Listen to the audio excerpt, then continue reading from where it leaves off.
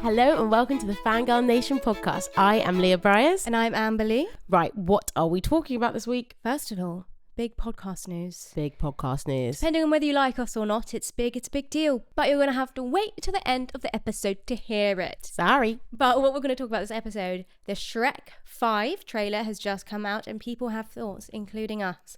Big book-to-screen adaptation news. It's been a huge week for book fans. And I have a little theatre roundup for you guys just to keep you in the West End news. Let's get into it. So, Shrek 5 trailer has dropped. A year early. I thought Sunrise on the Reaping people were early, 7 months in advance. Yeah. Shrek 5 isn't coming out till summer 2027. But it's been pushed back quite a few times. It was Has originally it? meant to come out this summer. Oh, really? Yeah. Why has it been pushed back so much? They've not really officially said. They've just moved it back. So for people that are living under a rock and haven't seen the Shrek 5 trailer, Go and watch it. go and watch it. And just a little recap of what Shrek 5 is going to be About. about. He is back with a log line. I am. He's developed a love for log I lines. love the a last log line. 3 episodes. For those of you who don't know what a log line is. I don't know if this is an official log line. It's my summary of what I found, okay? Okay. So this is Leah's log line. Oh, I love alliteration. Okay, so the plot moves away from far, far away to further, further away, okay? Shrek is so good. I love it. And basically, Fiona and Shrek's children are now like central to the plot. And it is introducing Zendaya as Felicia, one of the She is booked triplets. and busy, Zendaya. Who's the other one? Rob Pattinson. Only if. But we do have Marcelo Hernandez. Uh-huh. If you don't know, watch the comedy special on Netflix. It was brilliant as one of the twin boys. I think he's called Fergus. It's twin brother and sister, right? Is it? No, actually, I think they're all triplets, and there's one girl and 2 boys. Okay. So Fergus, and then we've got Farkle, who is played by Skylar Sando. I never know how to say his What's the surname. origin of the names in Shrek? I don't know, but they've never done all this alliteration Yeah. before. I don't know what the triple G is about, but yeah. Okay. So they are central to the plot, and that's pretty much all we know. So there's not much of a log line because we don't know much. Let's talk about what are your initial trailer thoughts. I was cracking up. Oh my gosh, yeah. I thought it was so funny. The comedy in Shrek is so good. I remember even as a kid thinking, this feels naughty. Like, it feels more grown up than Disney. And they do take the piss out of Disney. They did. A little Frozen shout out. And then we've got Ginge. Is that what he's called? Gingy? Gingerbread Man. The gingerbread man. Ginge? The Isn't he- gingerbread man? Isn't he called like Gingy or something? Oh, God, I don't know. Just call him the gingerbread man. Yeah, the gingerbread man. Yeah. Got his BBL. Yeah. And we also have the return of Cameron Diaz as Fiona, Mike Myers as Shrek, Eddie Murphy as the donkey. Donkey was cracking me up. Donkey Donkey. has and always will be my favourite character. Well, there's potentially a donkey spin-off happening. Like the Puss in Boots spin-off. Hasn't he had babies with Dragon? Yes, he has. Yeah. Where was the dragon in this episode? This episode, this movie, this trailer, babes, I'm sure there's more to come. Also, Puss in Boots didn't make a return in the trailer. Are we That's having... not surprising because Puss in Boots has his own spin-off, doesn't he? Does he not exist in the universe still? I don't Antonio know. I haven't watched Banderas? the last. Wait, let's talk about the Shreks. Shrek 1 and 2. Obviously, Shrek 2 is the superior movie. Oh, yeah. We have discussed this. My wedding cake cutting song was Accidentally in Love, which we've spoken about before. I didn't even realise that was written for the movie. I'm excited to see the soundtrack. Well, you just watched the trailer. They've got Rockstar back. You know, they're playing on the songs we love. Even when it opened, with that song and the way the little book opened, I was like, Do you know what? I don't know if I loved Shrek 3 and 4, but I'm getting a vibe from this one. I know lots of people don't like Shrek 4. I enjoyed Shrek 4. I enjoyed Shrek 3. Obviously, we know Shrek 2 is the Shrek best. 3, he goes to a high school, right? Yeah, that's the Justin Timberlake one. Yes, I don't know if I like that one. I enjoyed it. Who in this world goes, I'm going to watch a Shrek movie and puts on a Shrek 3? I've watched them all recently. I feel like I need a rewatch of Shrek 2. Oh, it's just so good. Yeah, we'll put it on. Yeah. But what we have for this creative team is we've got lots of returning on. This is the first one when we've had, people who have grown up through the Shrek franchise now directing it. So we've got quite a few co-directors for this. How many directors are there? 3. Okay. We've got Walt Doran, who was a story artist and writer in Shrek 2 and 3, and now he's a co-director. That's exciting. Shrek 4, he was head of story, and he also voiced Rumpelstiltskin, and now he's a co-director in Shrek 5. So he's like grown up through the franchise. And then we've got Conrad Vernon, who is the voice of Gingerbread Man, who also co-directed Shrek 2, the best Shrek. The voice of Gingerbread, that's quite a voice. Yeah. Yeah. Yeah. So he like pitched, I think, a lot of things to do with Gingerbread Man. So they brought him in as the voice, and he was like, I think he contributed in Shrek 1. Yeah. And then he co-directed Shrek 2. Wow. And now he's back. He wasn't really involved in the Okay, other well, ones. if he's back, co-director Shrek 2. Yeah. Yeah, okay. And then we have Brad Abelson, who's the only one who hasn't been in the Shrek before, but he directed Minions Rise of Gru, which I haven't watched, but people say is very good. Okay. I'm intrigued. Obviously, it's DreamWorks. DreamWorks is owned by Universal, right? Yeah, now. So we obviously talked about Pixar last week. Mm-hmm. I think when I was a kid, I was confused. I was like, who makes them all? Do you know what I mean? I remember DreamWorks really specifically just because I was obsessed with Shrek, and it's such a different Type of movie. and just title scream. It's that person like fishing out of the clouds. What other movies have they made? How to Train Your Dragon. Yeah, okay. So the second Shrek grossed nearly $1 billion worldwide. It was like just shy. It was like 900 million or something. That's incredible. Which I think at the time in 2004 it came out, it was the highest grossing animating film ever, and it held that title until Toy Story 3 came out, Oh my God. which was like 6 years later. Wow, okay. Shrek, I think, is Toy Story's maybe biggest rival. We got Toy Story 5, we got Shrek 5. Maybe poignant that they did it just before Toy Story 5 comes out. They dropped the trailer. Yeah. I love a rivalry. It makes good selling. Very different movies though, aren't they? I'd say very different demographics. Well, no, all the adults will be watching them, but children-wise, Toy Story, I'd say, skews much younger. In terms of the kids watching it. I guess so. Shrek to me just feels like a film for adults. The same way, like Toy Story feels like kids' movies that adults can also enjoy. Yeah. Shrek feels like an adult's movie that kids can watch and it be okay. Oh, okay, I get what you mean. And I think it lies on the humour aspect, because I say Toy Story leans on more like the dramatic feeling and emotion for adults, whereas Shrek's just funny. The jokes feel way more for an adult audience. There are also some jokes, I think, in a lot of jokes in Shrek that go completely over the top of kids' heads. 100%. No, there's some like very... Well, even in this trailer, Gingerbread Man's BBL, and then he's also with 2 hooker gingerbread ladies. Yeah, but I love it. And I'm excited. A creative team that we trust. I really enjoyed the trailer. I thought it was funny. Like, I don't think people are talking enough about it. I think the story is going to be funny. Well, because people are too busy talking about something else. Obviously, we have to talk about it. People aren't happy with the animation style. I wonder if, right, you know how we spoke about Toy Story, and I think I said how they have to start from scratch every time because they've got completely new technology. So I don't know if I did mention that actually, but the original art and everything that they did in the first few movies doesn't even exist anymore because they've got new technology. So they have to build it completely from scratch. So I imagine something similar has happened over at DreamWorks where they've got new technology. Well, Amber, from your interesting discussion last week saying about that, this week I did a bit of research and you're exactly right. Oh yeah, so it's basically exactly what you said. They use this technology called PDI software, and that's what all the old kind of like Shreks was done on. And in 2015 they discontinued it.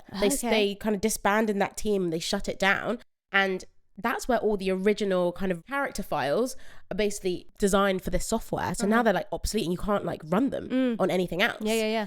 And so you're exactly right. So they basically had to start from scratch to design these characters. However, they've started from scratch, and I think they were like, let's really push the limits of this technology. But in a way, like people have said, it feels like AI. It feels like Shrek generated by AI.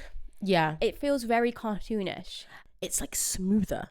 And it's not got that like gritty look of the first ones, which actually was similar to what we know about Pixar, was less of a stylistic choice, but more due to kind of like byproduct of the technology they had. Yeah, however, Toy Story 5 feels like just a better version. Yeah. They've stayed very true to their original character design, and sort of just the world you're in still feels like Toy Story. It just feels richer and the characters feel better. Yeah. Whereas Shrek, it feels like they were like, okay, we've got this new technology. Let's like, yeah. I don't know. It's kind of, they look a bit uncanny. It kind of looks like a doppelganger. Donkey's moving weird.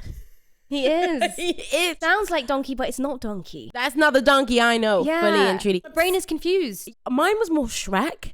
Shrek's got me. Every time I look at him, I'm like, there's something off about you. It's off. But they released a teaser trailer, a year ago, beginning of the year. So this is the second time they've had backlash about the animation. Style. And I think they're standing 10 toes down. Said they're not changing it.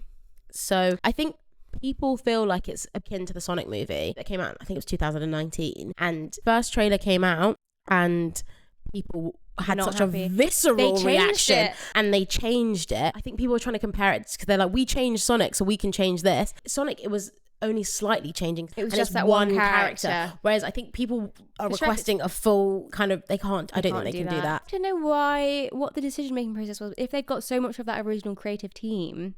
Well, it's not the animators. Yeah, but like, you can still have direction. If there's all these co-directors, surely they can be like, this isn't I think Shrek. It's just it's the technology now. Like it actually can't recreate it. Yeah, but if at Pixar they're able to recreate it and just make it look like a better version.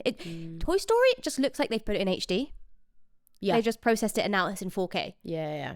Whereas DreamWorks looks like it's just new. Well, I guess they're both technology companies, so they've got their own technology. They hold their technologies in their chests. Do you know what I mean? So Yeah. Pixar, Disney, Maybe at DreamWorks they were trying to do what Pixar's doing and they can't do it. Maybe it's they didn't think they were going to pick Shrek up again, so they were like, well, we don't need to continue this. I don't know. I don't sit on the technology board of DreamWorks and Universal.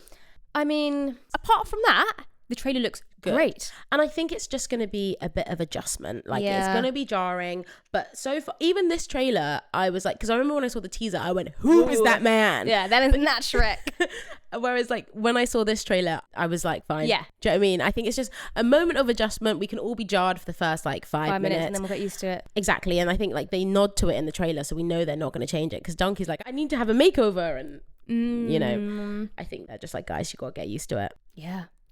Hey, we'll talk to you in a year from now when the movie's coming out. Ages away. Yeah, summer 2027. We don't even know when. That's crazy to be dropping a trailer. Yeah, maybe they were literally like, Toy Story's coming out this week. Ooh, let's dampen the hype. That is so funny. The thing is, I noticed in the trailer that I liked. Go on. They're back in the onion carriage. They're back in the onion carriage. What are you hoping for? Oh, I don't know. I'm not hoping for anything. I just hope that it's funny. Mm-hmm. I hope that it has some of the magic of the first two. Yeah. But I think it does. From that trailer. Trailer was banging. Yeah. Well, do you know that Shrek is based off a book? No.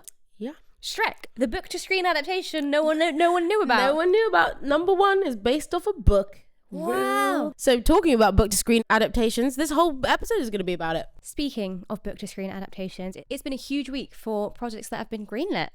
It was amazing. I was with Lucy Score this week because I hosted 2 panels with Lucy Score. Liz Tomfordy, she wrote Windy City, which is also being turned into We want to read that. I really want to read that. I've had recommendations from fangirls to read Windy City. It's like grown up off campus because they're not at university anymore. I'm excited. It's about a air stewardess for a hockey team, ice hockey team. Because Liz Tomfordy was cabin crew for an ice hockey team. So she was like, I could write a book about this. Wow. Yeah. Wow. That's not the news though. That is in the works.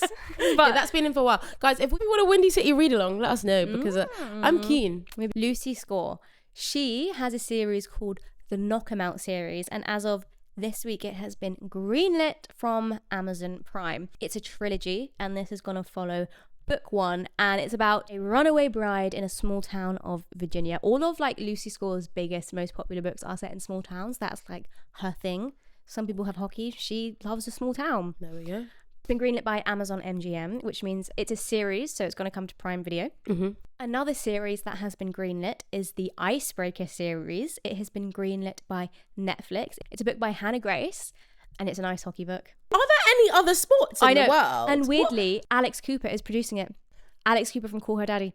Has she ever produced anything I don't think before? she has. Has she? Interesting. But back to this ice hockey thing, like... Heated Rivalry came first, was released first. Yeah. Off Campus was in the works before Heated Rivalry was released, before it came out. Yeah, because people are like, another one. But it's actually Heated Rivalry and Off Campus happened to be in development at the same time. Heated Rivalry just came out first. Windy City they were producing it before Heated Rivalry came out. So kind of all 3 of these were like in the works. Just coinky dinkies. Yeah, because they're big. They are all huge book series. And all 3, so Heated Rivalry was by that small Canadian streamer, Crave. Mm-hmm. Obviously, Off Campus and Windy City are both Amazon Prime Video. Mm-hmm. Icebreaker, definitely, though, off the back of, like, Heated Rivalry. Will people still be into ice hockey in a few years? This is the thing. People were joking, saying they thought the Heated Rivalry success is the hockey. There's no hockey in that series. They were like, we want queer love stories. We don't need more hockey. That's not the interesting part. I did not know one thing about hockey after watching two independent series where the main characters play hockey. I still don't understand hockey. That's not what we're here for. I read the first Icebreaker book, and you know me, it was too graphic for me. It's a straight romance. It's not queer. So, do we need another straight ice hockey show? Because they're going to be off campus. Season 2 will be coming out similar time to, I guess, maybe Windy City. Or maybe Windy City will be a bit later that. And then Netflix competing. It'll be interesting to see how Netflix do it differently. And then we're also having other seasons of Off-campus. rivalry, off-campus. Jesus Christ. Like, it's just going to be... Maybe we need to get to an ice hockey hockey game. crazy. Maybe I should, like, start appreciating ice hockey. Another series that has been greenlit. Another one. Not a show. A movie series. Okay. Different change in pace. You might like this though, Leah Briers, because it's dystopian. It's the Shatter series by Tahira Mafi. I don't know if I'm pronouncing that correctly. Let me know. But I actually remember receiving a book at the Hunger Games premiere that I took a day off school. They were handing out books to everyone that was there, and I got a Shatter book. I have not read it. But it has a big cult following, something to do with a man named Aaron Warner. But this book has been around for years and years. They've got a huge cult following. Is there lots of books or just one book? I believe it's a trilogy. It's a series, but Warner Brothers have just acquired the rights to it, so it's going to be a dystopian movie series. Yeah, buddy! Yeah. Better get reading. Big week to be a book-to-screen fan. There's going to be a lot more drama about casting announcements, especially Shatter Me. People are attached to him. He's another real, like... book boyfriend. Yeah. Unrealistic. It's hard because, you know, the descriptions are written and people hold on to those. But yeah. People can do what they want. Hey, someone must have been listening to this podcast when you said bring back dystopian. And I'm glad. Warner Brothers, thank you. Thank you for your service, man. Yeah. Speaking of book-to-screen adaptations, what I think is interesting is when some of them go right and some of them go wrong. Okay. Not go wrong, but when I was talking to Lucy's score, I asked her, like, how much input do you have? And she said this term, and she was like, it's a fancy term to say, like, I don't have much input at all. Like, she's given it over to the showrunners and they're basically in control of it. Whereas when you look at The Summer I Turned Pretty, Jenny Han, all over that shit. She's the showrunner. She does everything. She's got her fingers in all the pies. She's all over the casting and the music. That is like... Same with Suzanne Collins. She's on it as well with Hunger Games stuff. I think she was involved in like casting and screenplay writing. I mean, they're so good at just fan service. Like, a lot of the Sunrise on the Reaping casts were fan casts. Off Campus did great. I don't know how involved El Kennedy was, but Off Campus and The Summer I Turned Pretty, great examples of book adaptations that have taken the source material and stayed mostly true to them.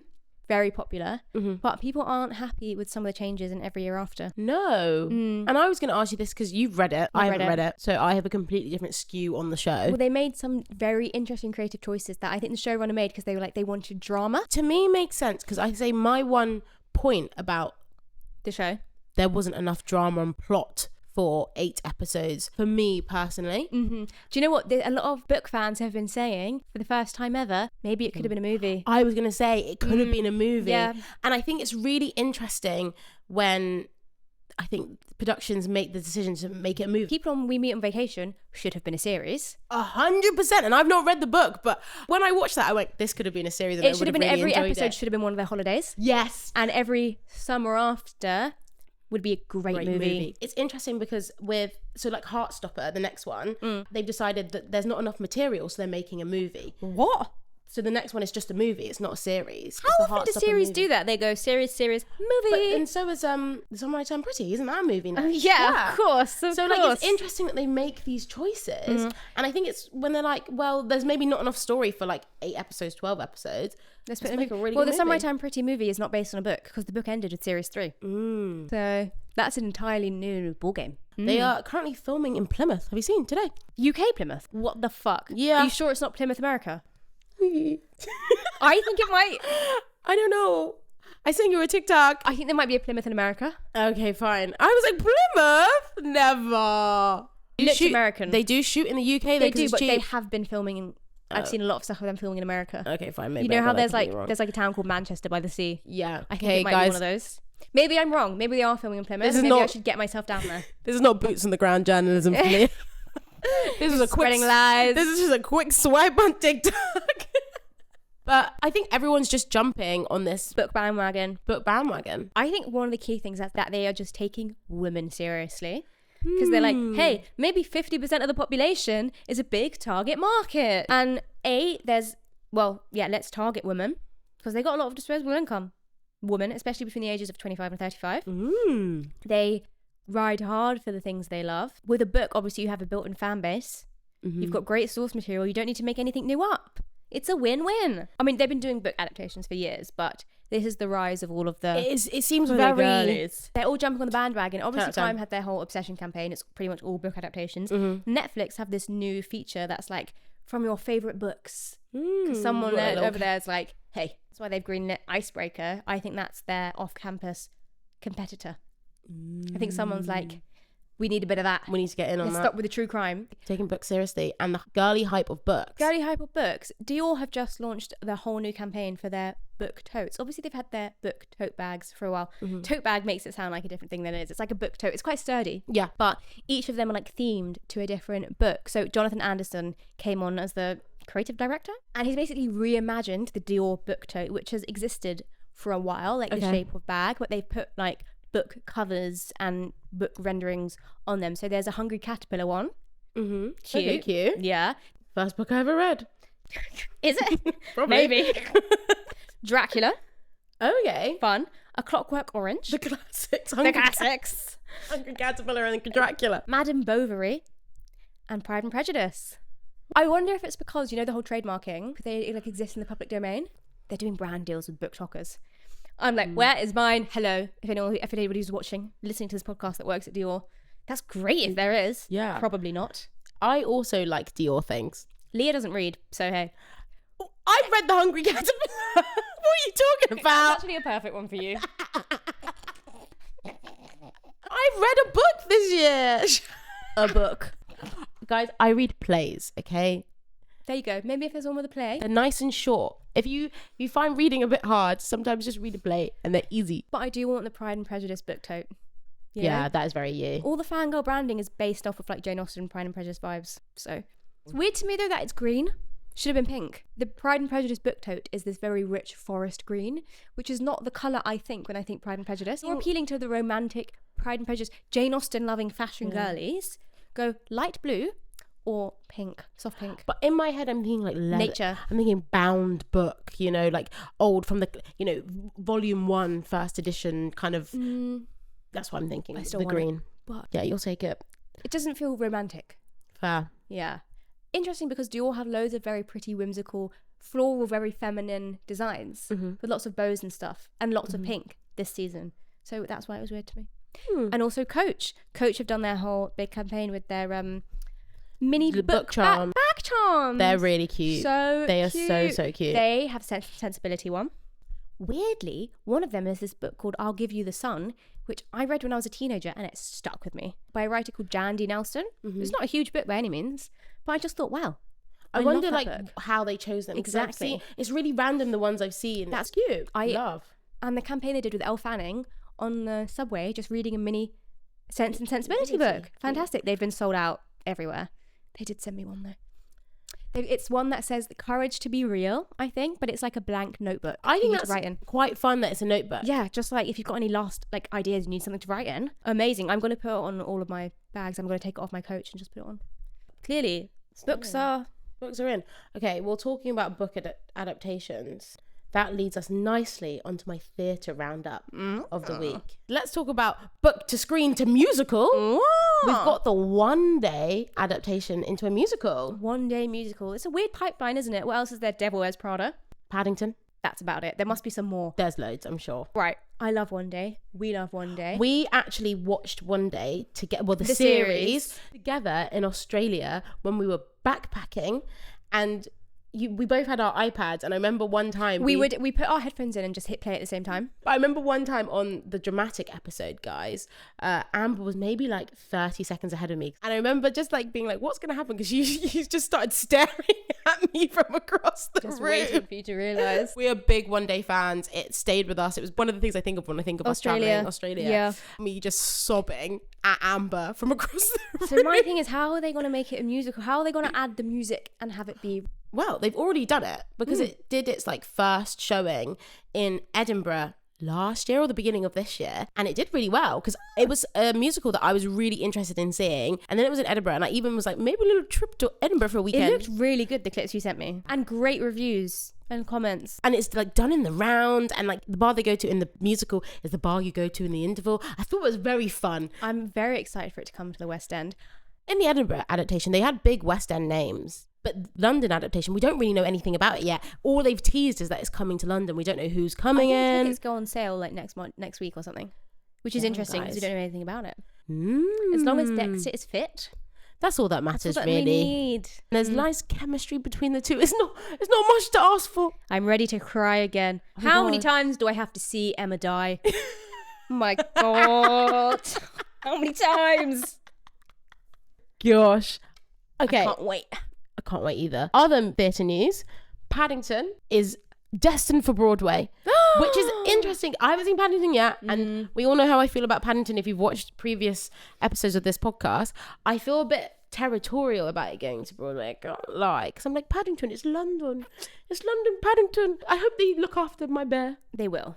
Yeah, I'm sure they will. Yeah. But everyone in America treat Paddington nicely, love him. Other news, this one I don't know if you heard about because it's just been announced either today or yesterday, so the point of this recording last week is the Traitors on stage. What the fuck is that? The Traitors will be coming to a stage in London next year. Okay. Idea of the show is who would win if different players are chosen as traitors. So what they do is Monday to Friday, they're all different shows. There's 5 shows you can see. And it's when different people of the cast, so different characters, are chosen to be the traitors at the top of every show. So you could go and watch it on different nights. Yes, and they're colour-coded, so you know that like it's the a blue different night. Yeah. And then on a Saturday, the audience gets to choose who the traitor is. Oh my God, I want to have to go and see them all. Yeah, so they all start the same, but then they obviously unravel They've got like a completely loyalty differently. program of like, you've seen the blue night, Oh you've my seen the gosh, red yeah, night. little trader's cloak with badges. Fun, okay. Yeah, so that is coming to the Gillian Lynn Theatre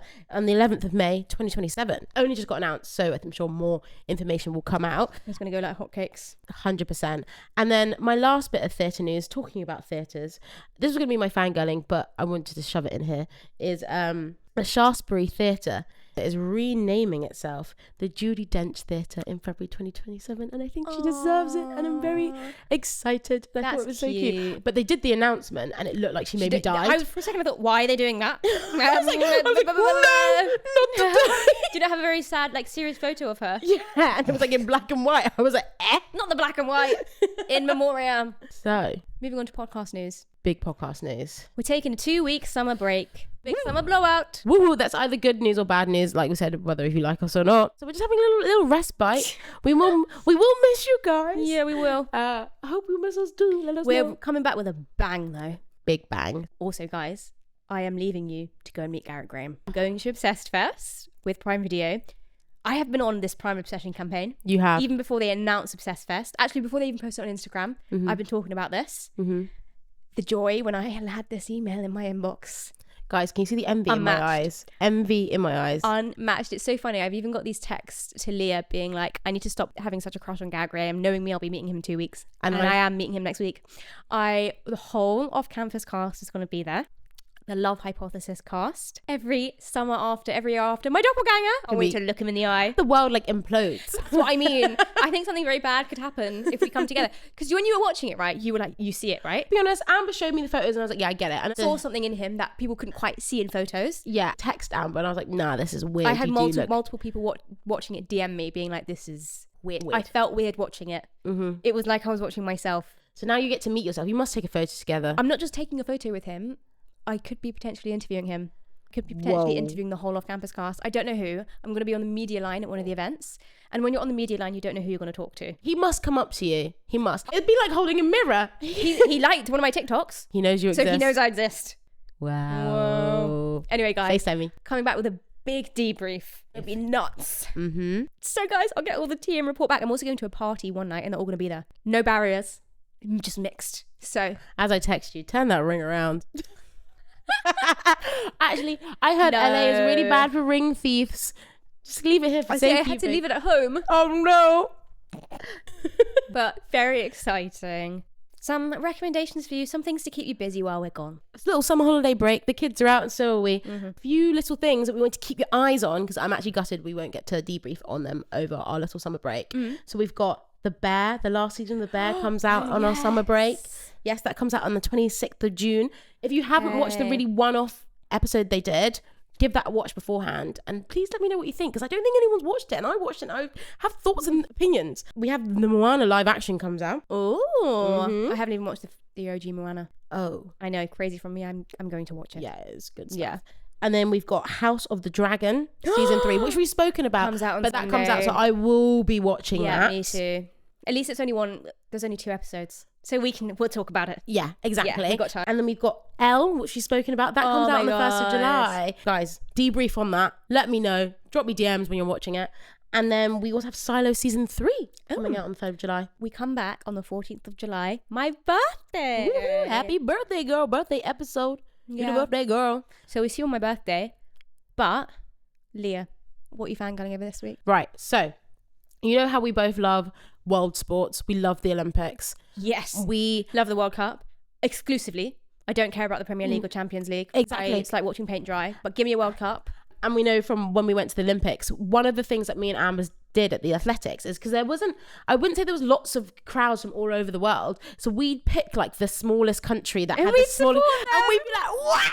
We were in a dead crowd. Paris Olympics was dead. But we'll talk about that later. If you were a country there where people maybe didn't travel for, me and Amber were there screaming your names. Oh my God, another thing for you to do is watch Wimbledon. When we come back, Wimbledon will have been and gone. Oh my gosh. Oh yeah. my God.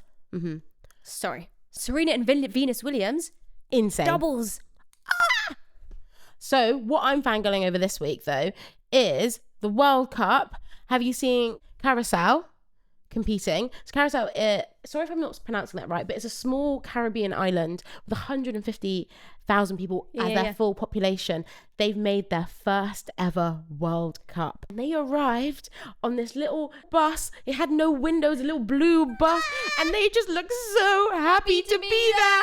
And they were just having the best time. Everyone is just vibing for them. They had their first match. They may have lost 7-1. However, they scored 1 goal. Yay! So they scored a goal at their first ever World Cup, and like the whole crowd was behind them. I'm not gonna lie, I watched some edits. I nearly cried. I bet you did.